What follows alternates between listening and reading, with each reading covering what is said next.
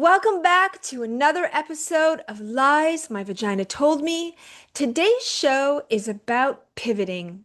You know, our vaginas can be many things in one lifetime. Our pleasure seekers, our life givers, and our dragon slayers. And so in many cases can our careers. I've been a dancer, an actress, a writer, a producer, and now a podcaster. And this winter, I will be doing my first film in 20 years. How about that, people? I love a good full circle. And I wanted to bring on a guest who has also done incredible pivoting in her life and career.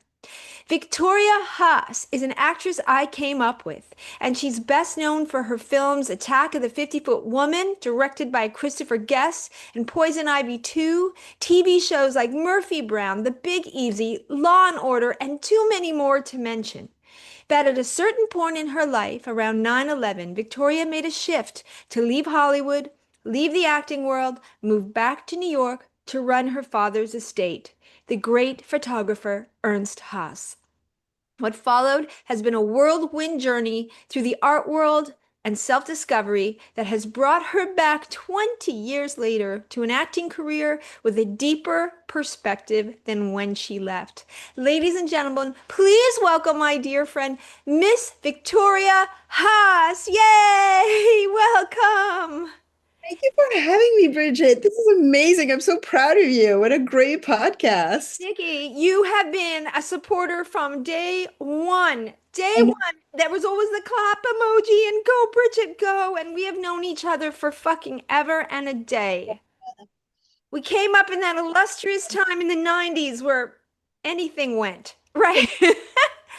And we all lived in the same complex. We called the place Melrose Place. well, we did, and I mean, there were different interpretations of where we were living. The young hip that we were, and then there were, some elderly folk that had lived there for centuries that we watched over as well. They taught us a lot about Hollywood because they knew Hollywood way back when, and they made sure that we were safe and okay. So we They were lucky. watched over us, and we're watching over the new ones coming up with our tales of what the fuck went down. This is why this podcast is so great. It's a cautionary tale, and hopefully, lets the younger people, the younger generation today realize how fucking lucky they have it. They didn't really have to deal with rape. No, they didn't. Yeah. Rape and a bad script on top of And it. yeah, that happens a lot. Tell us a little bit about this journey of yours because you were in all these movies. You and we had a real kinship because we were both a little different. You were the French girl, I was the Canadian girl. We weren't American. Yeah, it was interesting. I mean, I remember the first time I thought about Hollywood. I was in boarding school. I must have been like 9 years old. Yeah. And they let us watch on this tiny television at the French boarding school an evening of song and dance with Americans like Shirley MacLaine and all these people. And I was just mesmerized. My jaw just, and I was looking at like the other girls to see if they were just as, and I was just kind of in awe. And I remember just going in my little bed at night going, oh my God, Yeah, I want to do that when I grow up. me There too. was something about it. It was just the sort of outrageousness of it all. It was Hollywood was Hollywood. Nothing could touch it. But you came and you conquered and you were working steadily and in big films with big people. what's interesting with my father is the respect he had for directors and cinematographers. And I remember like when I was working with Christopher Guest, the respect, you Yeah, know. yeah. And I remember my father sort of talking to me through that movie, saying, this is an amazing opportunity. I had no idea what Christopher Guest was when I met him, which I think was a blessing. I had Yes. literally no That idea who works he for was. me. I don't want to be Yeah, ignorance intimidated. is bliss. I had Yeah, no idea who any of these people were. yeah. And I remember being in dance class telling a friend of mine, I'm auditioning for this crazy movie. And she's like, what is it? Attack of the 50-Foot Woman. She's like, didn't they make one of those in the 1950s? I'm like, I have no idea.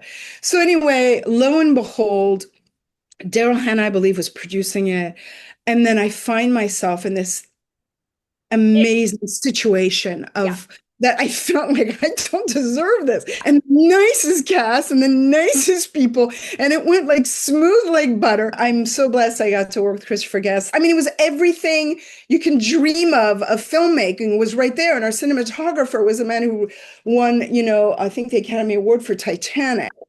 And I had no idea who he was either. And ignorance is bliss again. And I just remember mostly for me, I was in love with my character, And you played the deputy sheriff?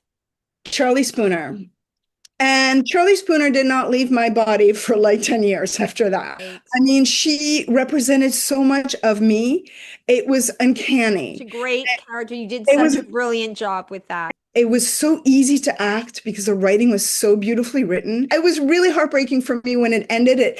She really lingered with me for a very, very long time. But I will say something about Christopher Guest because we all love him so much. And Spinal Tap 2 just came out. And because of him and because of your connection to him, I am taking the first season of this podcast to 11. We're going to I 11. will let him know that. It At a was certain point, you made a pivot. Can you talk to us about that special pivot you made? the pivot made itself for me. It was like a succession of things, of events that happened. First, there was a strike in LA, the commercial strike, and it was just going on and on and on. And then I remember I told you seeing this amazing documentary about New York City on PBS. And I remember just crying in front of the television at my boyfriend's house and him looking at me going, I think you want to go back to New York. And then 9/11 happened. And then 9/11 happened. And that was 2 days after I had sold my house in Los Angeles, had made the decision. Wow. And I remember getting a letter asking me if I wanted my house back in LA. And I said, no, I think I'm going to stay in New York. I'm a New Yorker. I need to be here. You know what? I was in Los Angeles for 9/11, and my best childhood friend was a flight attendant for United. And she woke me up at 6 in the morning and said, I missed the flight. I wasn't on that flight. I didn't know what she was fucking talking about. And then I turn on the news, and all I wanted to do, and we couldn't get there right away, was get back to New York. New Yorkers wanted to help New Yorkers. Yeah, very much so. I mean, there was such a camaraderie between us, a coming together of people in such a fast way. And we made cookies for the fire department, sandwiches, everything until all the restaurants were supplying food. Thank I tried God. to give them my body, but I know you did. they I didn't think you take succeeded. it. That's very generous of you. Thank you. I Thank did not do that. I was just trying to figure out what was going to happen with everything. my life. I mean, you kind of just sort of sit there in your living room going, what's going on? And then little by little, I went to Maine and I remember this wonderful photographer who passed away last year by the name of Paul Caponegro. He said, why don't you take your father's work and show it to an auction house? And I'm going, no, I can't. I'm too scared. I don't know who these people are. I'm terrified. So, Right? no, no, no, you should call this person and that person. So I did. I called Sotheby's. It was my first call.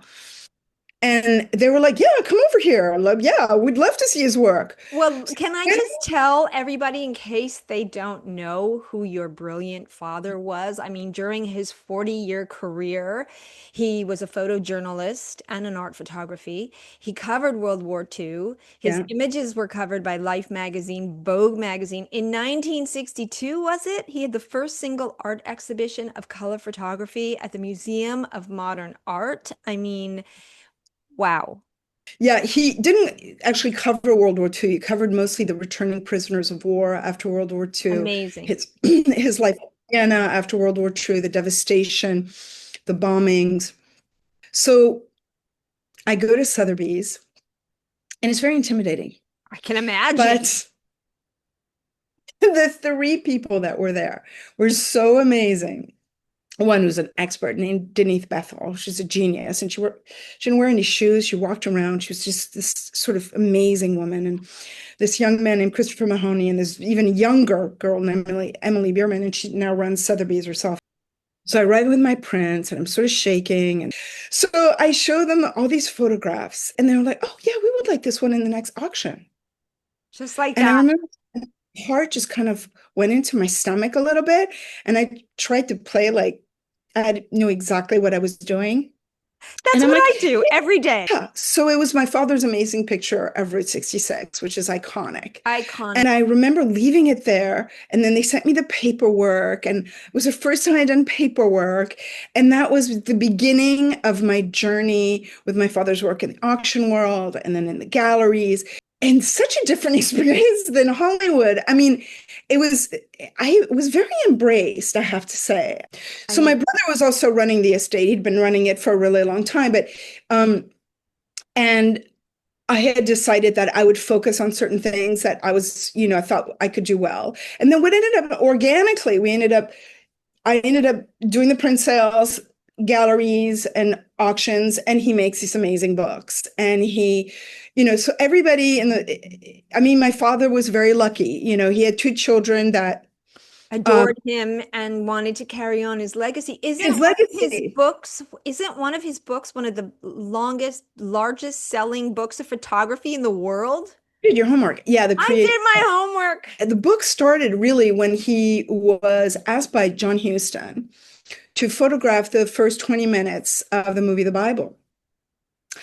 Wow. And so he sent him all over the world and he went and photographed everything, nature and animals and then he did it for the movie. You can see the opening credits and it's very haunting and it's about Genesis, the creation of the world. And then he made this book called The Creation and it sold 300,000. Oh my God. And it's so beautiful. He dedicated it to my brother and I, which I thought was just beautiful, to my children. And it's really sort of the first environmental book. It's really about this is the world, the planet that we'll live on, and you have to respect it. He also had a tie to the film world because he And did stills. huge because Magnum was very tied to the film world because Robert Capa, they're on movie sets, so that's why I did this big book I'll show you later that is going to be a gift to you, on the 26 movies that he worked on as a photographer, and that was just to make money. It was earlier on that he took the first photographs really in color for Life magazine in 1952, The I believe, first. and it was about New York City. Oh my God. It's like so full It was called circle. The Magical Image, and it was incredible. And people were just sort of mesmerized by it. He changed photography. I remember when I used to walk down the streets with my father, I used to tell my brother and I, look up, look up, look up, and we were always looking up, looking up, looking up. And then you go, look down, look down, look down. So we had this sort of visual education that was so beautiful. And he'd run around with 15 cameras, and we had Kodachrome film next to the milk in the refrigerator when we were kids trying to find the butter through the, I Through was the film. the reason also my father did color photography is that he had lived through such a gray period Yeah. that coming to America was for him color. I It was love bright lights. New York was color. New York was bright. It was something he had imagined his whole life. And there's a beautiful passage in the book that my brother says that my father said, which I had never heard. My father said if there was a passport to New York City, he would have that passport. I agree. I've said that forever when people say, because I became an American, to vote for my boyfriend, Barack Obama, and I would do it again and again and again. But I used to say, I'm not an American because I never felt American, but I am a New Yorker. Right. And that is its own fucking passport. And it may come to that, Victoria. We'll see. But it's when I go to my dad's archive and I see that there's over 350,000 images, negatives. I mean, he was so prolific, Prolific. so prolific, Yeah. and we haven't even touched most of it. I never would have thought in the long run that he would be so loved, and Yeah, I'm he is. so loved and so appreciative. And I think it really goes with who he was as a human being. I mean, he was a great humanitarian, and I mean, I know he's my dad, but I can't say enough good things about him. He was a very complex man, but he was a very kind man, a very deep man, and a risk taker. I think this is why you were so successful in Hollywood. And in ways, I think that I was an art history major, certainly didn't have the education you had, but art and art history was my life for many, many. I was actually going to go into painting restoration until I found out you need math and science. I thought that's what I was going to do, spend my life at the back of the Louvre. But it added to all my performances. It gave me an edge up because I had an education outside of this little American education that doesn't necessarily go into these perimeters. And you had it too. I mean, you were raised by this brilliant artist who encouraged you to see the world in different ways. You've told me one of your greatest friends, greatest mentors was Club. Picasso's son, the late great. He was, I mean, you went into this sort of You know, other fairy tale world in Paris and New he was York. instrumental. Claude Picasso was instrumental in the fact, well, he had known my father because I think he had apprenticed under my father for a Wow. while. And then he wanted to see my brother and I when we had a huge show of my father's work at the Arles Photo Festival. And we all had dinner together. And from then on, they sort of became family. They took you under their wing. Yeah, he became my mentor. And I saw, Who can you say know, that? amazing to me as his generosity, his calmness, his sense of humor, which was extraordinary, the way he listened to people, the way he knew, right, what was bullshit and what wasn't, but it was all with a grain of salt, and how humble he was, and just how kind he was, and how he would explain things to me, or when my mother died, how he and his girlfriend stayed on the phone with me for God knows how long, and just to make sure there was always a foundation there for us and my brother as well, and he was truly a remarkable human being when it came to that. And it's a big loss. I think even for the art world, it's a big loss. I think Absolutely. I always say that I don't think they're going to understand the art world, how big of a loss Claude Picasso was. And, maybe generations to come. He was very protective of artists and their families. And I was so grateful for those incredible moments of not just friendship, but those long table dinners. And I mean, there was everything that was French and missing in New York. They Yeah. brought back Yeah. art. He invited me to, the opening of the Picasso shows at Gagosian, Oh and my I mean, God. I entered a world that, again, it was kind of like, attack the family. I felt like I really didn't belong, but I Make did belong. believe. The richness of your life. I mean, you're one of the most brilliant, fascinating, well-rounded, international minds I know. And it really doesn't matter if your movie, I mean, I don't think I made a lot of A movies, did I? I think some of them were Q's, but it doesn't fucking matter. And there's an alchemy that I had to learn. Like, you are not a different person in your bedroom than you are on a movie set. Or maybe you're a That's better very person. true. You're not, it's stupid. But what makes a person, I think, fascinating and amazing is resilience, that they always get back up, that they take all the different knocks and changes in life and they turn it into something fantastic. And, a lot of people would have gone into the art world and not been able to handle it because I don't think it's the easiest world to be a part of. And I hear that from my other artist friends. And it embraced you, you embraced it. It can only make you richer for anything you decide to do in your life. I want to talk about this full circle because I think it's important to step away sometimes from what you do. It was completely stepping out of my comfort zone to write and to produce and to show run and to do this. And now I'm stepping back in from also 20 years. I have done TV, but I haven't done a film in 20 years. And you, after being 20 years immersed in this at a very high level in the art world, having all these experiences, you too are coming back, doing some independent And films it's humbling because I'm literally without agent, without anybody. I'm doing the actors thing through on your Actors own. Access. I'm getting auditions on my own. And I did two short films this year, which I'm really proud of. And I don't know where they're going to go, but God bless these directors. And some of them look at me like a little like, but you've been in all these movies. And I'm like, but it doesn't work that way. You can be in a lot of movies, but it doesn't work that way. But how We're in does a it feel? Do you feel more confident 20 years later? Do you feel less confident because it's been so long? How do you feel? Because I don't know how I'm going to feel. I can't read any good scripts question. without glasses anymore. I don't know what I'm There's going to that, do. but there's that. There is the fear, but you'll conquer it.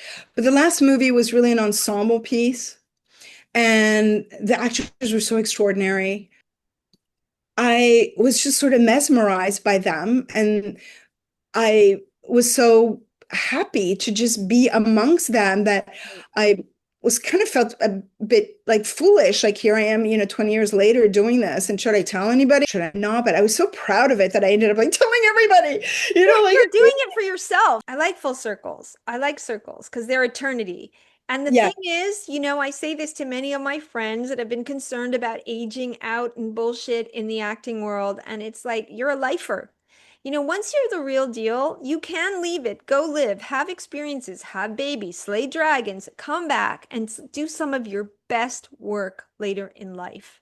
I completely agree with you. I mean, my brother's doing his music. He's also doing like amazing books and he makes all the prints and he watches over the printing. And, I have to give him immense credit for that. It's hard when you are getting older because you have only a certain time, but in Hmm. a way, because my dad died so young, I was always very anxious of that for myself. Yeah, So I think that propelled my acting career maybe even further, like faster, I felt the because same way. Yeah. yeah, there was a fear when your parents die, when your father dies very young. When you're young, you feel like that could happen to me. I got to get the ball rolling here. I got to get the ball rolling here. I don't have time for this. I Your don't have time.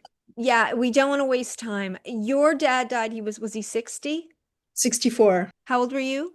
20 or 21, 20 or 20. 21. I was 28 and my mom was Yeah, 60. And so I have 68 looming in 10 years for me. And I believe I will live to be 108 because I didn't live through that poor fucked up war that she had to live through, that nobody came out 100%. But you think about it. You you do. think about time and you think about how do you want to spend your time? Who do you want to spend it with? How do you want to get your art out? How do you want to get your stories out? I think the perspective is really a deepening of the appreciation of everything we do have. I took so much for granted when I Yeah. was younger.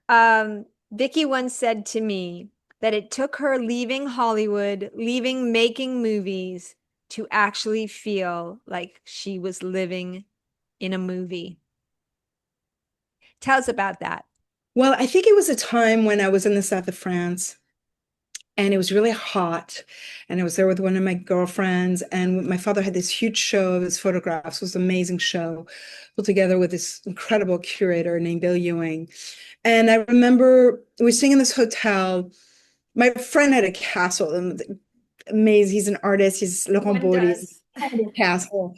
And I went out of I left the castle to stay in the hotel, and I got up really early just to sort of take in the morning in Arles. And I remember walking in the silence of the street, and you kind of hear your shoes and the echo and the cat going by, and I remember thinking, I'm in a movie. I thought the cameras were rolling, but it was my life, Wow. and I was living my life. And I remember just thinking, I'm so lucky that I can not only do this, but recognize that I Recognize. have a good life, that I've created this good life, this giving life, this loving life, this epic life, this Hemingway moment. I do believe this. We all think we have to be on this path. We got to follow this fucking yellow brick road. But sometimes when you step off the path and go the wrong way, or what you think is the wrong way, or a You different have your route, Hemingway years. It brings you to who you are supposed to be right here and now. So step off the path once in a while. See where it takes you. I mean, it's incredible sometimes when you look at documentaries about actors and then they tell you about the other things that they've done. You're sort of fascinated Aren't we all because there's, fascinated that Harrison Ford was a fucking carpenter like Jesus? That's I know, I fascinating. know I want him to work on my so many of cabinets. It's all an education, everything we do in life. And I love mistakes. Mistakes are the greatest teachers, and twists and turns in a script are great, and they're great in life too. I cannot thank you enough, Miss Victoria Haas, for you, taking us Brigitte on Bako. this little journey of how you can start up one place, travel the world, have an interesting 20 years doing something different, and come back to what you love with a different perspective and a different outlook on it. And I'm so excited for everything that you're going to do at this stage in your life. Thank you. Thank Congratulations. you, Miss Victoria Haas. Thank you for Au your revoir. story and your Au stories. Au revoir. revoir, madame. Lausanne. Lies My Vagina Told Me is hosted by moi, Brigitte Bako, produced by Jacques Telemac and Leah Sherman, artwork by Leah Sherman, theme and original music by Jack Moore for balladguitar.com. See you next time on Lies My Vagina Told Me.